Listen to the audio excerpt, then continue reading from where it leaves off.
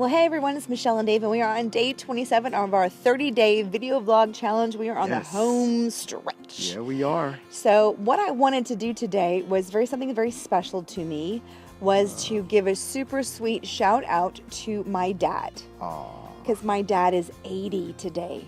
80 years old and still rocking it. Yes, he is. And an inspiration to me in so many ways, especially at being 80. I'm like, wow, blown away. So Dad, I love you and happy birthday. And I want to share you a little bit of my story about that. Most people don't know that I am actually adopted, halfway adopted. My mom is my mom. And will always be my mom. Yeah, and she birthed biological. me. Yes, she's my biological mom, Jan Kramer, and a wonderful mom. And for whatever reason, my biological dad chose not to stick around in our lives many years ago, and so I really did not know him at all, and or ever had met him. But there was a man named Bob Kramer who fell in love with my mom and married her, and I guess he fell in love with me too, because it was his idea. He's like, I need to adopt her. She's going to be my daughter.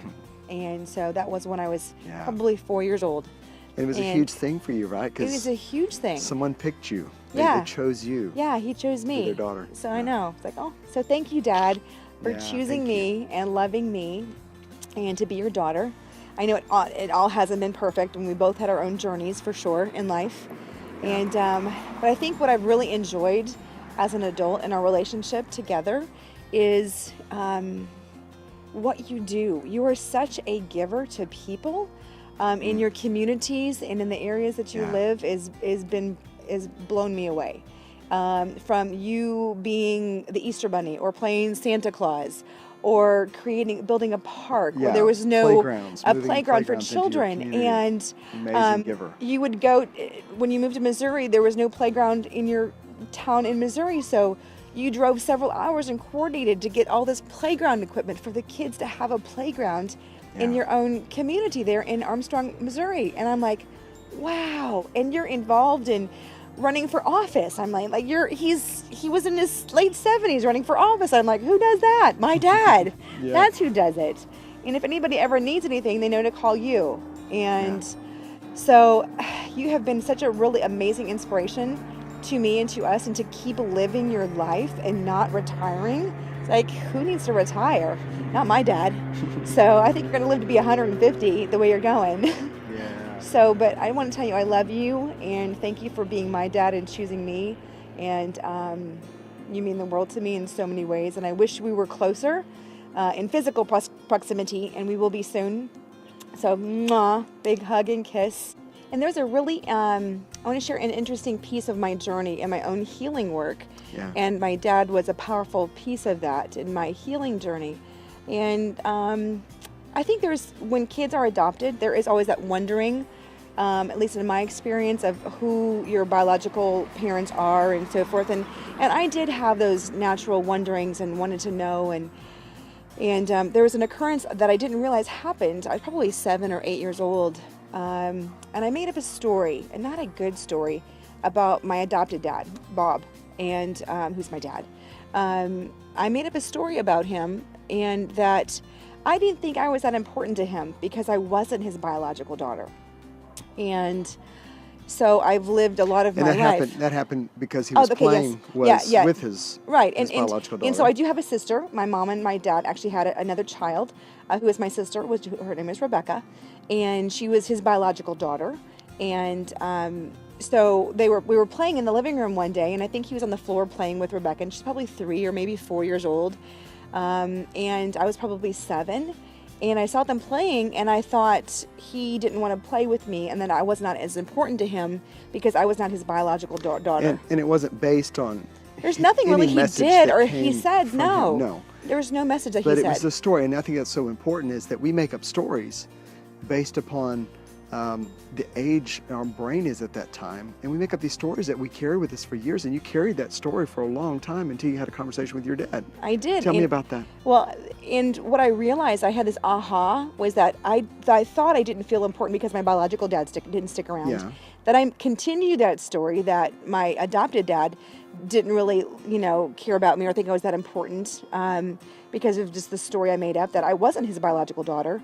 And so I went through my whole life trying to feel important and to please others and try to make other people feel important. And so I'm like, wow, that was my aha. And so I was kind of at a weekend intensive doing some personal growth work. And one of the assignments was to call that person. So I'm like, okay, I'm going to call my dad. Call my dad. So I called my dad, and he answered. And I says, Dad, I need to tell you something or ask you something. And I made up this story, and I told him the story that I didn't feel like I was important to him. And he's like, what? I had no idea. No, it was my idea to adopt you. You have always been my daughter. And I love you. And he said, I've never seen you differently than only being my daughter, which blew me away. I'm like, really? Really, Dad? And that was so powerful and so healing, more so even for my love for him and our relationship and him doing his own, I think, work in his journey in his life. So it was just a gift to come out with that, with him, and be vulnerable with my dad and be honest. And so from that, I mean, it taught you a lot, like to check in about our stories. Right. Like, maybe they're not true. Maybe our assumptions that we make are not true. And once we recognize we have them, number one, and number two, to check in to see if they're real or wrong or right or correct or honest or what really other people are thinking, we have the option of being able to eliminate them from our life. And from that point on, you were free from that story and the effects that it created. Right. It was powerful, and it was a huge gift. And it's amazing how the stories that we can make up about an event. Yeah. And his story would happen there, or what my story was, like, wow. Yeah. So it was very enlightening and but it was very freeing to be able to call him and get the real truth and the facts of what really happened and occurred that day, as opposed Thank you, to Bob, for being there and rescuing her heart in many ways, like. And you had the no original no day idea of adopting her, and then this story that you stood there and really rescued her heart again, letting her know how important she is. So thank you. Thank you for all of it. We love you. We love you, and we have a little song for you. Ready? Ready?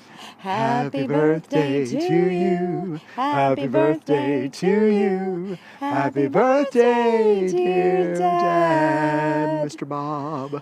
Happy birthday to you. I love you, Dad. Happy birthday. Thank you.